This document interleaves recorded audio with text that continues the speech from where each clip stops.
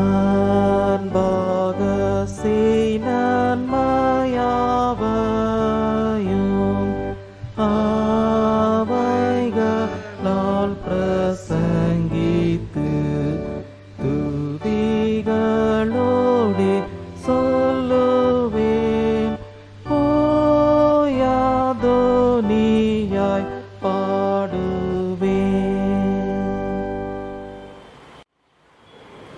ஜெபம் செய்வோம். எங்களை அதிகமாக நேசித்து நன்றி நாட்களே மறுபடியும் சமூகத்திலே எங்களை காலத்தை அர்ப்பணிக்கவும் இந்த ஞாயிற்றுக்கிழமை காலை வேளையிலே உமக்கு துதிகளை ஸ்தோத்திரங்களை செலுத்த நாங்கள் கூடி வந்திருக்கின்றோம். இந்த காலை ஆராதனை ஆரம்பம் வரை எங்களை கரப்படுத்துவதற்கு இயேசுவின் மூலம் சொல்லும் கேளுங்கள் ஜீவன் வருத்தப்படி ஆண்டவருடைய பரிசுத்த நாமத்துக்கு மகிமை உண்டாகவும் இந்த காலை ஆரம்பம் காரணமாக பாமாலைகளில் 69வது பாடலை நாம் பாடுவோம். பாமாலையில் 69.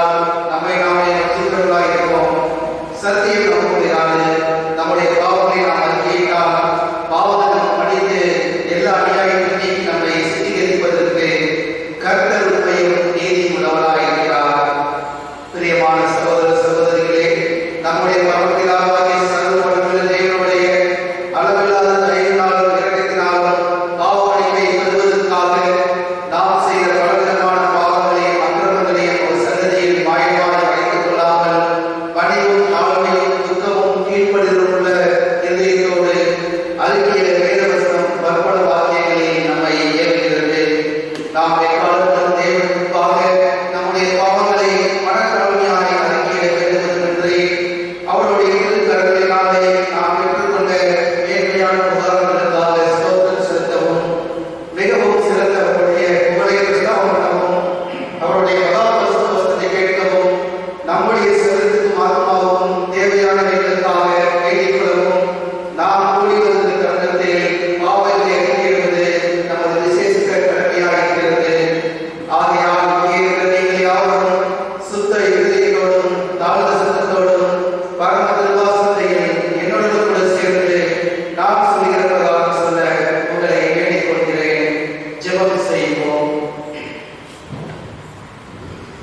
சர்வ வல்லமையும் தெய்வத்தை எடுத்துக்கொள்ள விடாமே தப்பி போன ஆடுகளைப் போல நாங்கள் நம்முடைய வெளியில் விட்டு வழிவிட்டு போனோம். எங்கள் இதய யோசனைகளுக்கும் விருப்பங்களுக்கும் மிகவும் நீங்கி நடந்தோம். ஒரு வருஷத்திற்படி உடல்மாய் செய்தோம். செய்யத்தக்கதை செய்யாமல் செய்யத்தகாததை செய்து வந்தோம். எங்கள் சூழ்நிலையிலே ஆனால் ஆண்டவரே தேவனின் கட்டளாய் இயேசு மூலமாய் மனிதர்களை செய்த வாக்குறுதியின்படியே நிர்வாகிகளும் குற்றவாளிகளாய் எனக்கும் தப்பிற்களை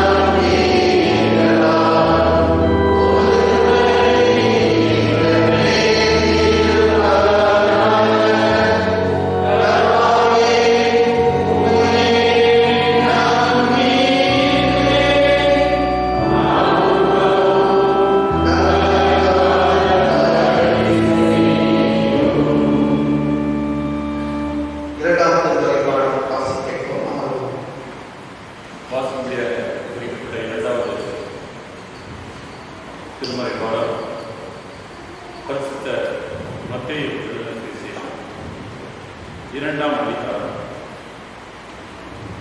வசனங்கள் 1 முதல் 12. மத்தேயு 2:1. ஏரோது ராஜாவின் நாட்களில் யூதேயாவில் பெத்லகேமிலே இயேசு பிறந்திருந்த பொழுது கிழக்கிலிருந்து சாஸ்திரிகள் எருசலேமுக்கு வந்து, யூதருக்கு ராஜாவாக பிறந்திருந்தவர் எங்கே? கிழக்கிலே அவருடைய நட்சத்திரத்தை கண்டு அவரை பணிந்து கொள்ள வந்தோம் என்றார்கள். ஏரோது ராஜா அதை கேட்டபொழுது அவனும் அவனோடு கூட எருசலேம் நகரத்தார் அனைவரும் கலங்கினார்கள். அவன் பிரதான ஆசாரியர் ஜனத்தின் வேதபாரகர்கள் எல்லோரையும் கூடிவரச் செய்து கிறிஸ்துவானவர் எங்கே பிறப்பார் என்று அவரிடத்தில் விசாரித்தார். அதற்கு அவர்கள், யூதேயாவில் உள்ள பெத்லகேமிலே பிறப்பார்.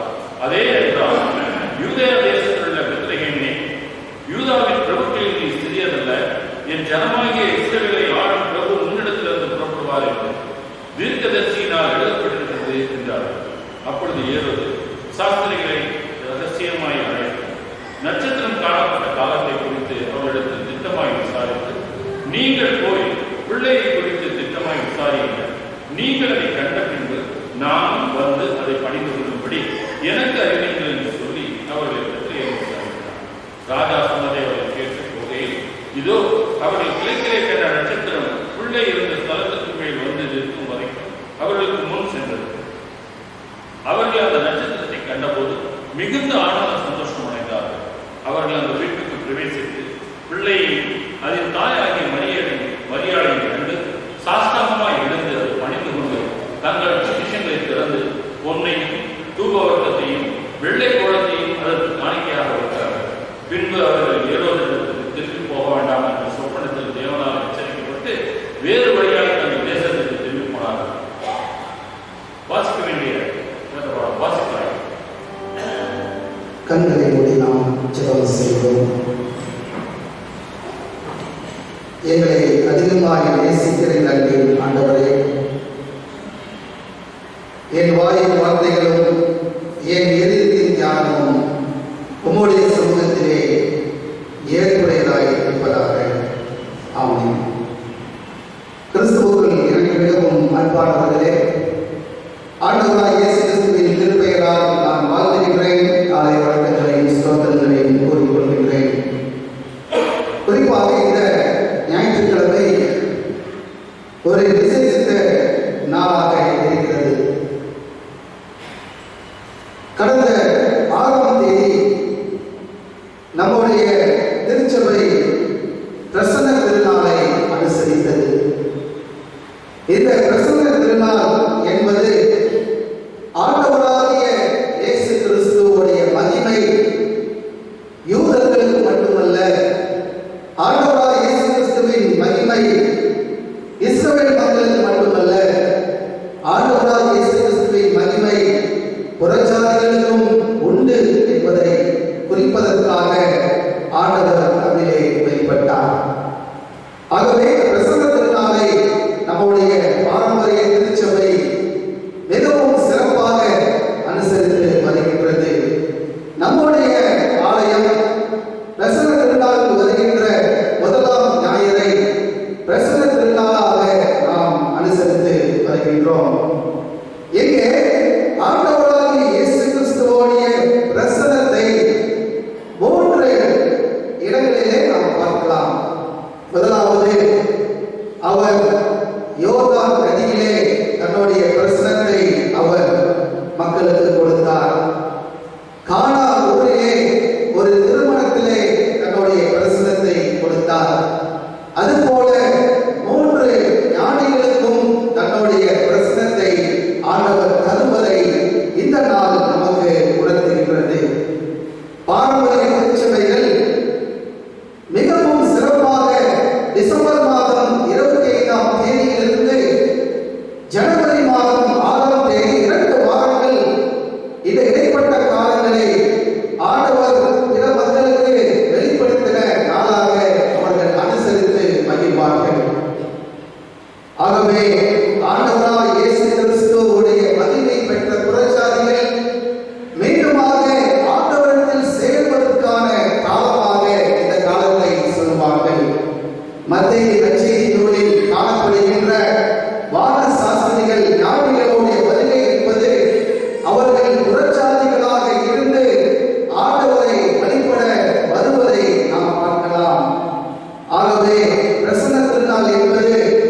சாதாரண மேய்ப்பர்களுக்கு ஆண்டவருடைய மகிமை மட்டுமல்ல, உயர் ஜாதியாக நல்ல ஒரு பிறப்பிலே வம்சத்திலே பிறந்த ஞானிகளுக்கும் ஆண்டவருடைய பிரசனம் உணரப்பட்டது. ஆகவே இப்படிப்பட்ட ஒரு நாளை நாம் வெகு விமர்சையாக நாம் அனுசரிக்க வேண்டும். ஆண்டவராகிய இயேசு கிறிஸ்து 3 காரியங்களுக்காக தன்னுடைய பிரசனத்தை மக்களுக்கு கொடுத்தார். அதை நாம் இந்த காலை வேளையிலே உங்களுக்காக பகிர்ந்து கொள்ள நான் ஆசைப்படுகின்றேன். முதலாவது, இருள் அகன்று ஒளி வர தன்னை வெளிப்படுத்தினார். இருள் அகன்று ஒளி வருவதற்கு தன்னை ஆண்டவர் வெளிப்படுத்தினார். Christ revealed to change darkness to light. Christ revealed to change darkness to light. இதற்கு ஆதாரமாக வாசிக்கின்ற முதலாவது வேத பகுதி ஏசாயா 60ஆம் அதிகாரம் 1 முதல் 5 வசனங்களை வாசிப்பதற்கு முன்பதாக ஒரு பின்னணியை நாம் தெரிந்து வைத்துக் கொள்ள வேண்டும். ஒரு சம்பவம் நடைபெறுவதற்கு பின்னணி அவசியம். இஸ்ரவேல் மக்களுடைய வாழ்விலே ஆண்டவர் பல இடங்களில் உதவி செய்தார். ஆனால் அவர்கள் அவருடைய வார்த்தைக்கு மதிப்பு கொடுக்காமல் அந்நிய தெய்வங்களையும் பலிகளையும் செலுத்தினதன் மூலமாக ஆண்டவருக்கு விரோதமான காரியங்களில் ஈடுபட்டதால் அவர்களை பாபிலோனியர்கள் தங்களுடைய வலைக்குள்ளாக கொண்டு வந்தார்கள். பாபிலோனியர்கள் அவர்களை சிறைப்பிடித்தார்கள்.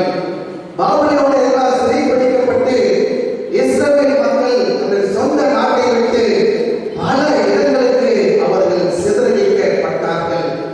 ஒரு அகதிகளை போல அவர்கள் வாழ நேரிட்டது. இந்த நிலையில் அவர்களுடைய கீழ்ப்படியாமை, ஆண்டவருக்கு செவி கொடுக்காமல் அந்நிய தெய்வங்களுக்கு செவி கொடுத்ததன் மூலமாகவும் தங்களுடைய கெட்ட நடத்தையின் மூலமாகவும் இம்மாரல் லைஃப் என்று சொல்வார்கள், அப்படிப்பட்ட ஒரு இம்மாரல் லைஃப் வாழ்ந்ததன் காரணமாக இஸ்ரவேல் மக்கள் பாபிலோனியர்களால் சிறைப்பிடிக்கப்பட்டார்கள். அப்படிப்பட்ட ஒரு நிலை உங்களுடைய வாழ்வு இருளாக மாறியது. கடவுளை விட்டு அவர்கள் வெகு தூரம் சென்றார்கள். கடவுளுடைய அரவணைப்பை விட்டு சென்ற காரணத்தினால் அவருடைய வாழ்வு இருளாக மாறியது. இந்த நிலையில் நாம் ஏசாயா தீர்க்கதரிசி இருளில் வாழ்கின்ற ஜனங்களுக்கு நல்ல ஒரு வசனம் தருகின்ற ஒரு செய்தியை அவர் சொல்கிறார். என்ன செய்தி? வாசியுங்கள். ஏசாயா 60 1வது வசனம். ஏசாயா 60 1வது வசனம். எழும்பி பிரகாசி, ஒரு ஒளி வந்தது, கர்த்தருடைய மகிமை உன்மேல் உதித்தது. அகதிகளை போல வாழ்ந்த ஜனங்கள் மத்தியிலே ஆண்டவர் விரோதமாக செய்த காரியத்தின் பலனை அனுபவித்த நிலையிலே அவர்களுக்கு ஆறுதல் தருகின்ற வசனமாக எழும்பி பிரகாசி, உன் ஒளி வந்தது, கர்த்தருடைய மகிமை உன்மேல் அமர்ந்தது. எவ்வளவு பெரிய ஆறுதல் அளிக்கின்ற வசனம். நம்முடைய வாழ்க்கையில் கூட நாம் எதிராக இருக்கின்ற நிலையிலே ஆண்டவருடைய ஒளி நம்மீது வர நாம் பிரயாசப்பட வேண்டும். இங்கே நாம் பார்க்கலாம், சிந்தனைகளில் பெற்ற யூதர்கள் புறஜாதிகளையும் இறைவன் மீண்டுமாய் கூட்டி சேர்க்க அவர் சித்தமாயிருக்கிறார். யூதர்கள் மட்டுமல்ல, புறஜாதிகளையும் ஆண்டவர் தன்னுடைய மகிமைக்குள்ளாக பிரவேசிக்க ஆண்டவர் சித்தம் கொண்டிருக்கின்றார். இந்தியாவிலே நாம் பார்க்கின்ற பொழுது ஒரு காலத்தில் காஸ்டிசம், ஜாதி கொடுமை, பேட்ரியார்கி, ஆணாதிக்கம், டவுரி சிஸ்டம், வரதட்சணை கொடுமை என்று பல நிலைகளில் இருளிலே வாழ்ந்த மக்கள் அவர்களுக்கு வாழ்க்கையிலே ஒளி வீசும் வண்ணமாக அவர்களுக்குள்ளே ஆண்டவர் வரப்போகின்றார். ஆண்டவருடைய மகிமைக்குள்ளாக அவர்கள் பிரவேசிக்க போகிறார்கள். அவருடைய வாழ்வு மாறப்போகிறது என்கிற ஒரு செய்தி வசந்தமாய் மாறியது. இன்றைக்கு நாம் இறைவனுக்கு விரோதமான காரியங்களில் ஒருவேளை ஈடுபடுகின்ற பொழுது நம்முடைய வாழ்க்கை இருளாக மாறிவிடும். கடந்த மார்ச் மாதம் முதல்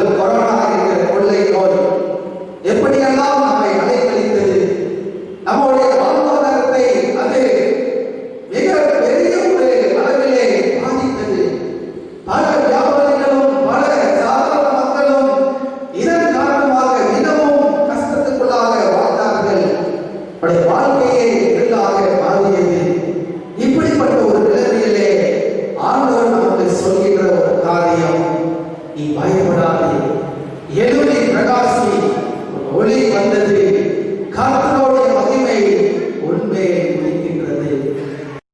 ஆண்டவராகிய இயேசு கிறிஸ்துவுடைய வெளிப்பாடு நம்முடைய வாழ்வை மாற்ற வல்லது. அவர் இருள் அகன்று ஒளி வருவதற்காக ஆண்டவராகிய இயேசு கிறிஸ்து தன்னை வெளிப்படுத்துகின்றார். இரண்டாவதாக, மாயை அகன்று பரிசுத்தம் காண தன்னை வெளிப்படுத்தினார். மாயை அகன்று பரிசுத்தம் காண்பதற்காக தன்னை ஆண்டவர் வெளிப்படுத்தினார். Christ revealed to change vanity to sanity. Christ revealed to change vanity to sanity. இதற்கு ஆதாரமாக வெளிப்படுத்தின விசேஷம் 7ஆம் அதிகாரம் 9 முதல் 17 வசனங்களை நாம் எடுத்து வைத்துக் கொள்வோம். வெளிப்படுத்தின விசேஷம் 7:9 முதல் 17. பொதுவாகவே நான் இந்த வெளிப்படுத்தின விசேஷத்தை வாசிக்கின்ற பொழுது பல கேள்விகள் எனக்குள்ளே தோன்றியது. There are many questions arise among in my mind. பல கேள்விகளால் இந்த வெளிப்படுத்தின விசேஷம் உண்மைகளை உணர்த்த ஆரம்பித்தது. என்ன கேள்வி? நாம் இறந்து விட்டால் நம்முடைய நிலைமை என்ன? நாம் இறந்து விட்டால் நம்முடைய நிலைமை என்ன? சாவதற்கு நமக்கு அதிகாரம் இல்லை. கடவுள்தான் நாம் பிறப்பதற்கும் இறப்பதற்கும் அதிகாரம் கொடுக்கின்றார். ஒருவேளை தற்கொலை செய்கின்ற ஒரு நிலையிலே சிலர் என்று இருக்கிறார்கள். தற்கொலை என்பது மிகவும் ஒரு கோழைத்தனம். அதன் மூலமாக நாம் இறையரசுக்குள்ளாக பிரவேசிக்க முடியாது என்று தெரிந்தும் நாம் அதை செய்கின்றோம். பல சூழ்நிலைகளுக்குள்ளாக மக்கள் தள்ளப்பட்டு தற்கொலை செய்து கொள்கிறார்கள். அது ஏன் என்று அவர்களுக்கும் தெரியவில்லை. ஒரு அவசரத்தில், ஒரு நொடியில அவருடைய மனது தற்கொலைக்கு தூண்டுகின்றது. ஆகவே நாம் ஒருவேளை இறந்து விட்டால் நம்முடைய நிலைப்பாடு என்ன? நாம் எப்படி இருப்போம்? யாராவது யோசித்திருக்கிறீர்களா? நாம் ஒருவேளை இறந்து விட்டால் நம்முடைய நிலை என்ன? இரண்டாவது கேள்வி, எப்போது இயேசு வருவார்? ஆண்டவராகிய இயேசு கிறிஸ்துவின் வருகை சமீபம். அவர் விருந்தினை போல வருவார். கர்ப்பவேதனை படைத்த ஸ்திரீயை போல வருகிறதுக்கும் என்று நாம் வேதத்தை வாசிக்கிறோமே, அவர் எப்போது வருவார் என்ற கேள்வி. மூன்றாவது, புதிய வானம் புதிய பூமி எப்படி இருக்கும்? நாம் பெறப்போகின்ற new heaven new earth, how it will be, அது எப்படி இருக்கும்? நான்காவது கேள்வி, எப்போது இந்த உலகம் முடிவுக்கு வரும்? இன்று பல அடையாளங்கள், பல காரியங்களை நாம் சந்திக்கிறோம். எப்போது இந்த உலகம் முடிவுக்கு வரும்? இப்படிப்பட்ட கேள்விகளை வெளிப்படுத்தும் விசேஷம் நமக்குள்ளே கேட்கிறது.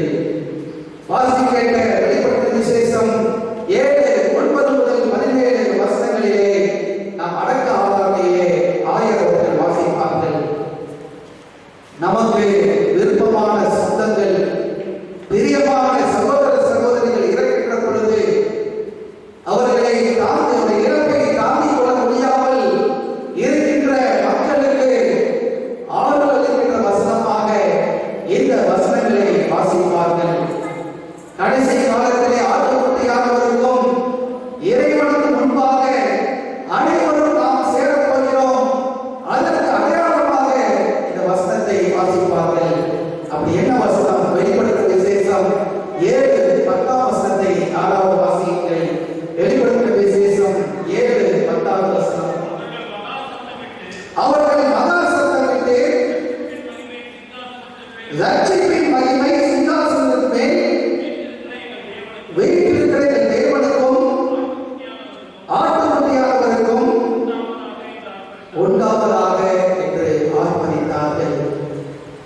ஆதி திருச்சபையிலே ஆண்டவராகிய இயேசு கிறிஸ்துவுக்காக பலர் இரத்த சாட்சிகளாக மரித்தார்கள்.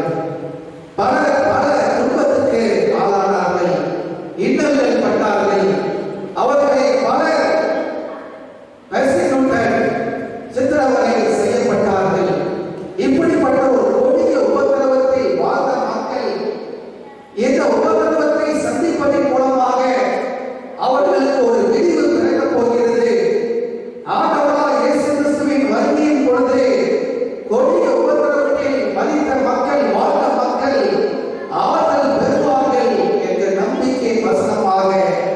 இந்த வசனம் இருப்பதை நாம் பார்க்கலாம்.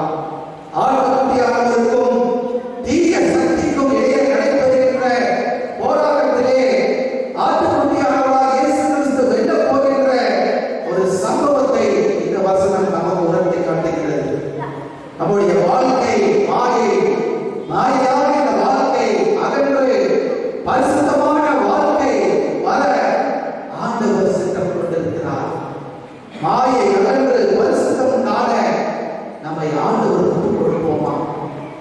இந்த காலம் கடைசி காலம் என்று சொல்வார்கள். நாம் கிருபையின் காலங்களிலே வாழ்ந்து வருகின்றோம். இன்னும் எத்தனை ஆண்டுகள் இந்த உலகம் செல்லும் என்று நமக்கு தெரியாது.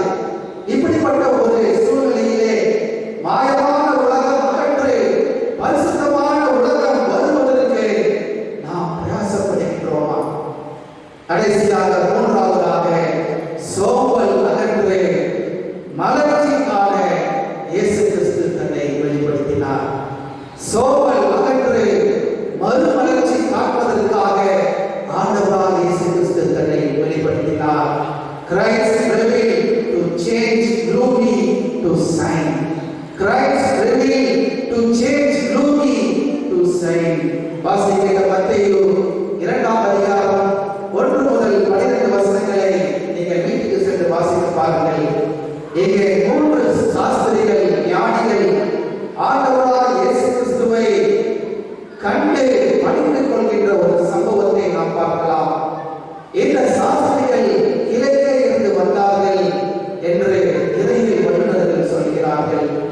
கிழக்கே இருந்த நாட்டிலிருந்து அவர்கள் பெத்லகேம் வந்தார்கள். ஒரு ஞானியுடைய பெயர் பெல்தசார். பெல்தசார் என்பது ஒரு ஞானியுடைய பெயர். இவர் அரேபியா நாட்டு அரசர் என்று அறியப்படுகிறார். இவர் ஒரு அரேபியா நாட்டு அரசராக இருக்கின்றார். இரண்டாவது ஞானி மெல்கியார். மெல்கியார் என்பது இரண்டாவது ஞானியுடைய பெயர்.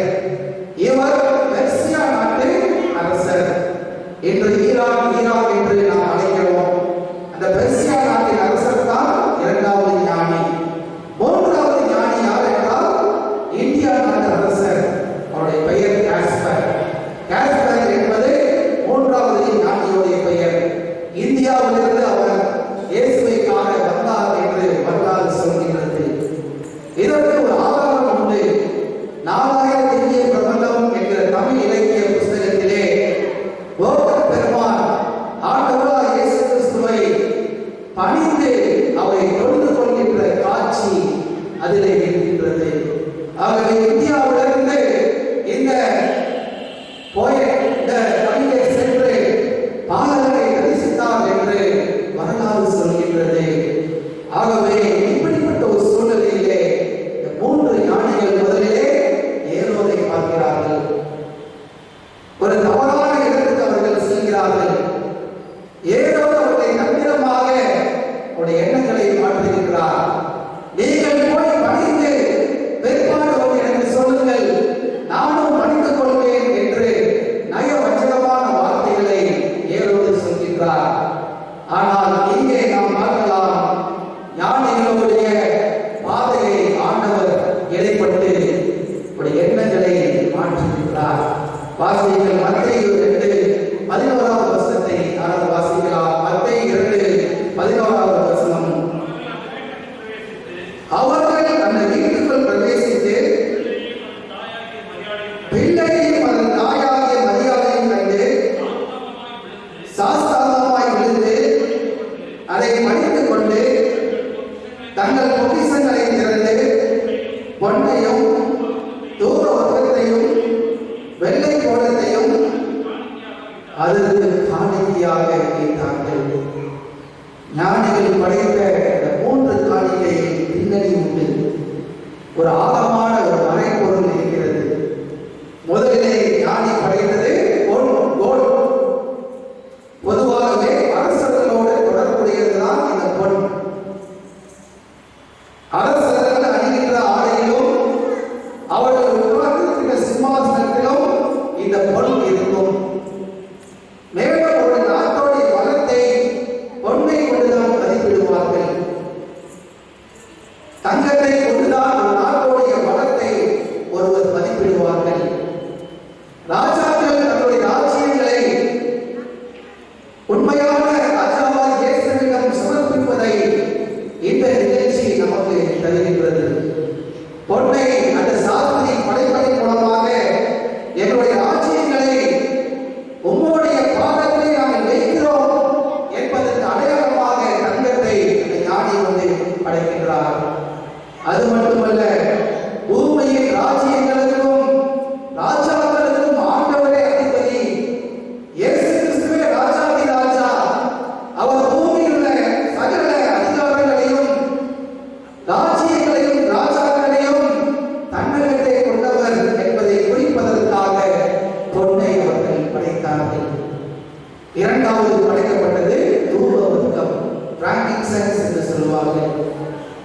வகை சாம்பிராணி. நாம் எவ்வாறு வீட்டிலே சாம்பிராணியை பயன்படுத்துகிறோமோ அதே போல ஒரு சாம்பிராணி வகையை சார்ந்ததுதான் இந்த தூப வர்க்கம். பொதுவாகவே ஒரு தேவாலயத்துல, ஒரு கல்யாண பந்தியில, கல்யாணத்துல, ஒரு கூடாரத்துல இந்த தூப வர்க்கத்தை பயன்படுத்துவார்கள். ஆசாரியர்கள் இதை வைத்து மக்களுக்கு தூபம் காட்டுவார்கள். கடவுளுடைய சன்னதியிலே வந்து ஆழ்வர்களை நின்று கடவுளுக்கு அவர்கள் தூபம் காட்டுவார்கள். ஆண்டவராகிய இயேசு கிறிஸ்து பிரதான ஆசாரியர் என்பதை குறிப்பதற்காக இந்த காணிக்கையை அந்த ஞானி வந்து படைக்கின்றார். கடைசியாக மூன்றாவதாக வெள்ளை கோலம், மிர் என்று ஆங்கிலத்திலே அழைக்கிறோம்.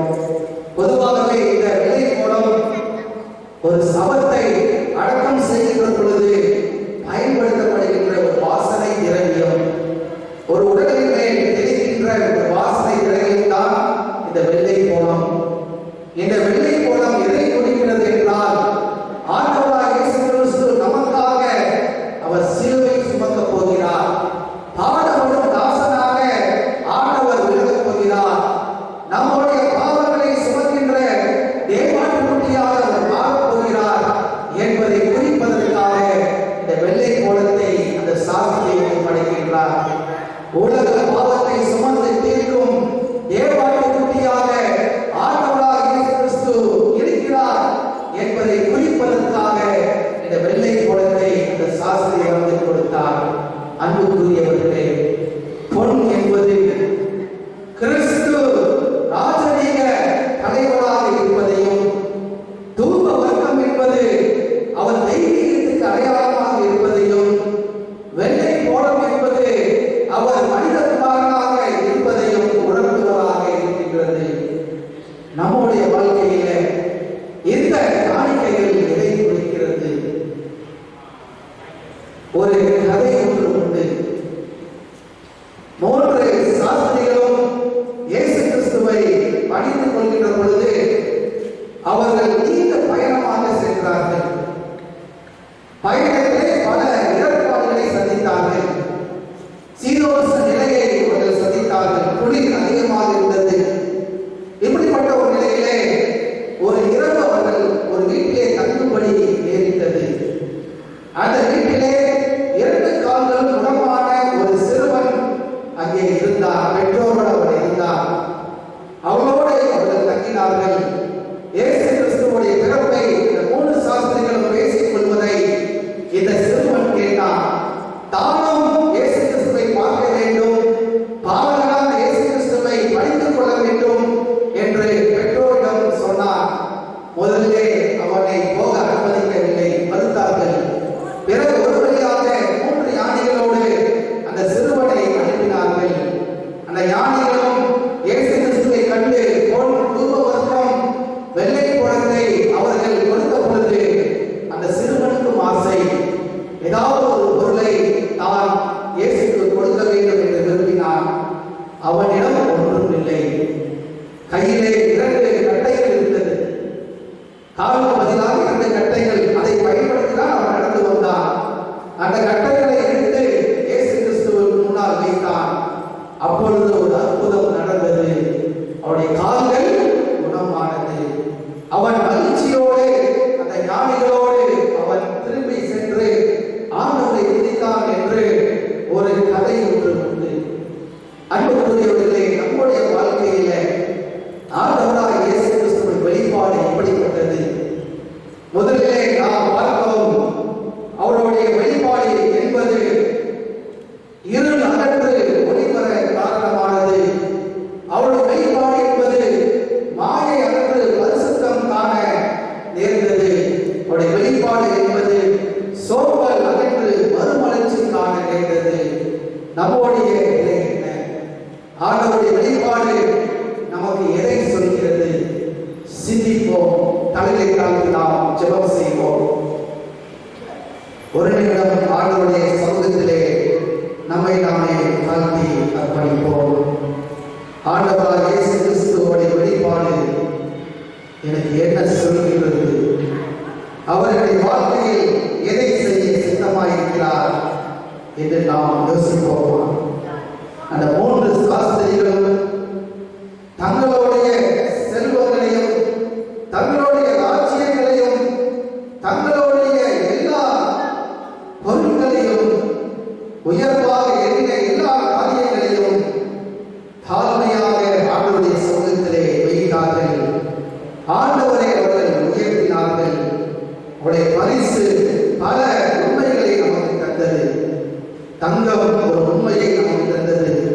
தூப வர்க்கம் மற்றொரு உண்மையை நமக்கு தந்தது. வெள்ளை கோலம் அவர் பிற்காலத்திலே நடக்கப் போகின்ற சம்பவங்களை நமக்கு உணர்த்தியது. நாம் கூட இந்த கிறிஸ்மஸ் திருநாளிலே அவர் எதற்காக வெளிப்பட்டார் என்று அறிய சித்தமாயிருப்போமா?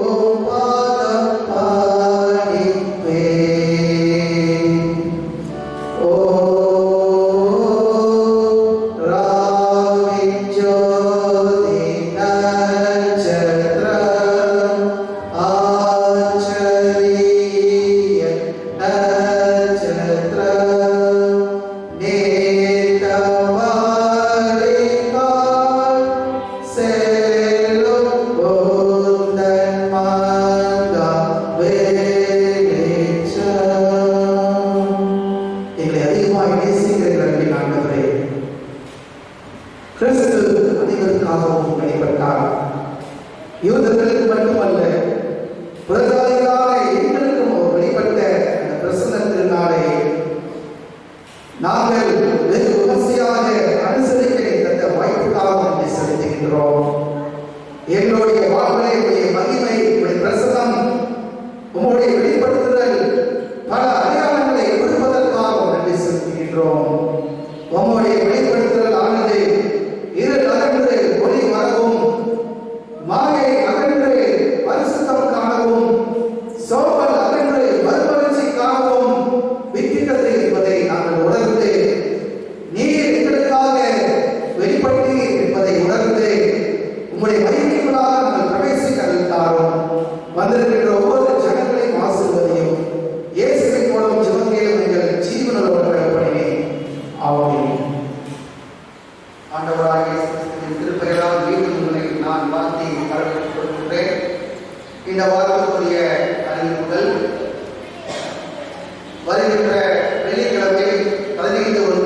2021 காலை 6:30 மணிக்கு திறப்பின் வாசல் சிறப்புலகை நடைபெறும்.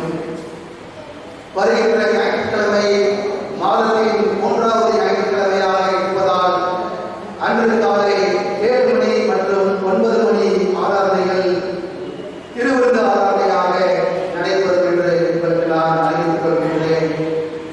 கர்த்தருக்கு சித்தமானால் வருகின்ற வியாழக்கிழமை முதல் சனிக்கிழமை வரை நம்முடைய திருச்சித்தட்டை திருமண்டல 37வது மாநாடு நடைபெற இருக்கிறது. இந்த மாநாட்டிலே நம்முடைய பேராயர் அவர்கள் தலைமை தாங்கி வழிநடத்த இருக்கின்றார்கள். குருத்துவ செயலர், இறைமக்கள் செயலர், திருமண பொருளர், 8 துணைமாவட்ட தலைவர்கள், கமிட்டி உறுப்பினர்கள் ஆகியவர்களை தெரிந்து கொள்ளவும் வருகின்ற 3 ஆண்டுகள், அதாவது 2021ஆம் ஆண்டு முதல் 2024ஆம் ஆண்டு வரை இவர்கள் இந்த திருமணத்திலே தங்களுடைய பதவியை வகிப்பார்கள். ஆகவே இந்த திருமண பேரவை சிறப்பாக நடைபெறவும் கடவுளுடைய பிரசனம் ஒவ்வொருவர்களும் இறங்கவும் இதை வழிநடத்துகின்ற பேராயர் பேராயரம்மா திருமண அலுவலர்களுடைய செயல்பாடு சிறப்பாக இருக்கவும் நம்முடைய தனிப்பட்ட ஜெபங்களிலும் குடும்ப ஜெபங்களிலும் ஜெபிக்கும்படி உங்களை நான் அன்போடு கேட்டுக்கொள்கின்றேன்.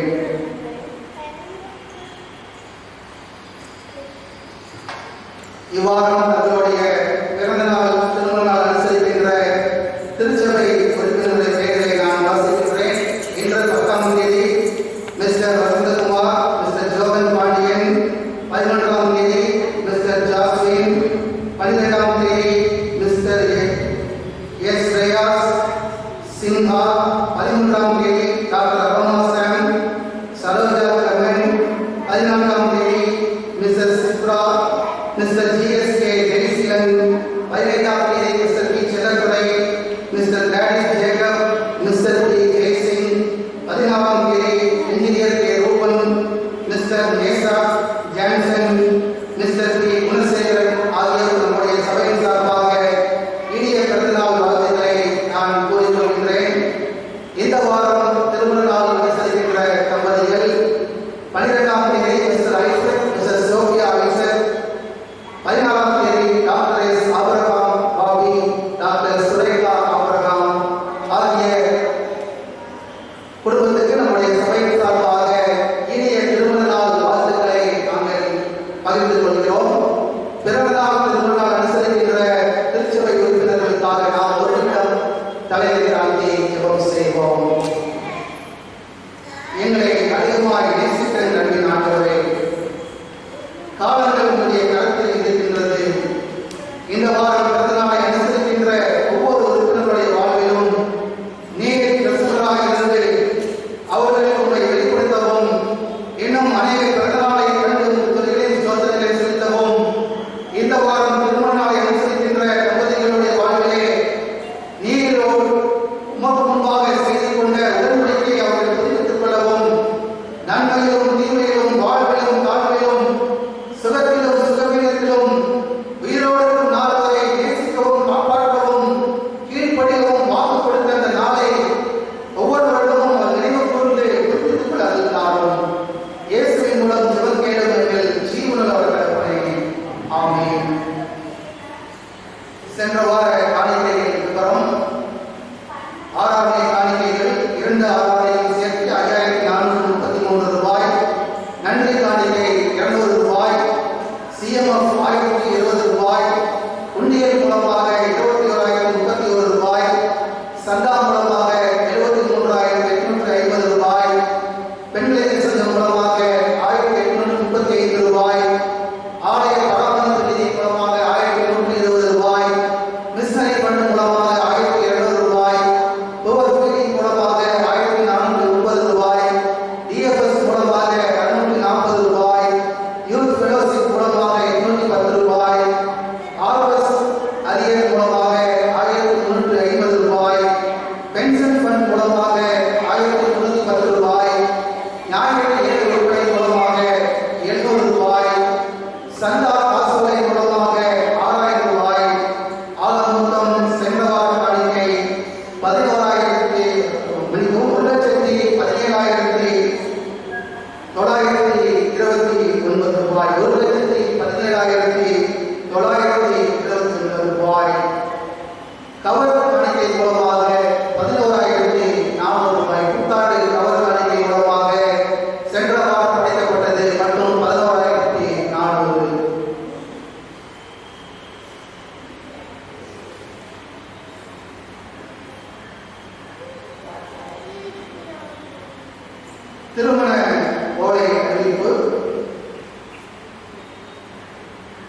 நமது சபையை சார்ந்த திரு காலம் சென்ற கே பெஞ்சமின், திருமதி ரீனா பெஞ்சமின் அவர்களின் மகள் திருவள்ளுவர் செல்வி வி தேசி பாக்கியஸ்ரீ என்பவரும், சிஎஸ்ஐ தூத்துக்குடி ஆசிரியர் திருமண்டலம் புதுக்கோட்டை சேகரம், சிஎஸ்ஐ ஆலயத்தை சார்ந்த திரு ஜி பன்னீர்செல்வம், திருமதி சி மல்லிகா என்பவர்களின் மகன் திருவள்ளுவர் செல்வன் பி சுஜித் சிங் இமானுவேல் என்பவரும் திருமணத்தில் இணைய போகிறார்கள் என்று உங்களுக்கு அறிவிக்கிறேன். இவ்வொருவரும் தூய திருமணத்தில் இணையக்கூடாத நியாயமான காரணம் யாருக்காக தெரியுமானால் அதனை சபையின் உருவாக்குவதற்கு எழுத்து மூலமாக அறிவிக்க வேண்டுகிறேன். அதே போல நமது சபையை சார்ந்த திரு கே ஆண்ட்ரிராஜ், திருமதி ஏ சாந்தி என்பவர்களின் மகள் திருவள்ளுவர் செல்வி ஏ மெர்சி என்பவரும், சிஎஸ்ஐ திருநெல்வேலி திருமண்டலம் நாஞ்சானபுரம் சேகரம் பரிசுத்த பேதுரு ஆலயத்தை சார்ந்த திரு அந்தோணி திருமதி விஜயராணி என்பவர்களின் மகன் திருவள்ளுவர் செல்வன் ஏ அருள்ராஜ் என்பவரும் திருமணத்தில் இணைய போகிறார்கள் என்பதை அறிவிக்கிறேன். இவ்விருவரும் இத்தூய திருமணத்தில் ஒன்றாக இணையக்கூடாத நியாயமான காரணம் யாருக்காக தெரியுமானால் அதனை சிவை உருவாக்குவதற்கு எழுத்து மூலமாக அறிவிக்க வேண்டுகிறேன். இறுதிவர்களுக்கு இரண்டாம் ஓலை அறிவிப்பு. திருமணத்துக்காக காத்திருக்கின்ற தேசி பாக்கியஸ்ரீ சுஜித் சிங் இமானுவேல் மற்றும் மெர்சி அருள்ராஜுக்காக நாம் தலையை தாழ்த்தி ஜெபம் செய்வோம். என்னை அதிகமாக நேசித்த நம்பின் ஆண்டவரே, பரிசு உடன்படிக்கையாக விளங்குகின்ற திருமண காரியங்களுக்காக நன்றி செலுத்துகின்றோம்.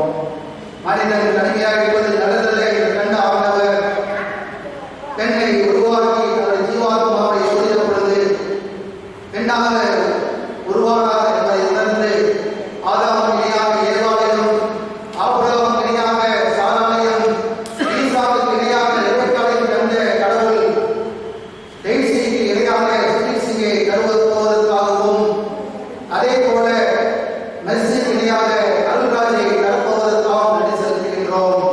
இந்த திருமண காரியங்களுக்காக தங்களை ஆயத்தம் செய்து வருகின்ற பெற்றோர்கள், நண்பர்கள், உற்றார் உறவினர் யாவரோடும் எங்கிருப்பை இருந்து வழிநடத்தும்.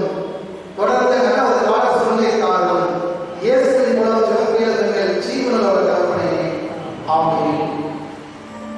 ஜெபம் செய்வோம். மகாது சேவை செய்கிற சர்வ தேவனே, எங்கள் அன்பிற்குமார் மேலும் குருமார் மேலும் அவர்கள் சாதிக்க ஒதுக்கப்பட்ட எல்லா சபைகள் மேலும் ஆரோக்கியம் தருகிறவர்களை கிருபையாகி எழுப்பி அவர்கள் ஒத்துமத்திரமானவர்களாக நடக்கும்படி ஒரு ஆசீர்வாதமாகிய பணியை அவர்களில் ஓயாமல் பெய்ய செய்திருக்கிறோம். கர்த்தாவே, காலை கர்த்தர் மத்தியஸ்தருமாக இயேசு கிறிஸ்துவுக்கு மகிமை உண்டாக கட்டியிருக்கிறோம்.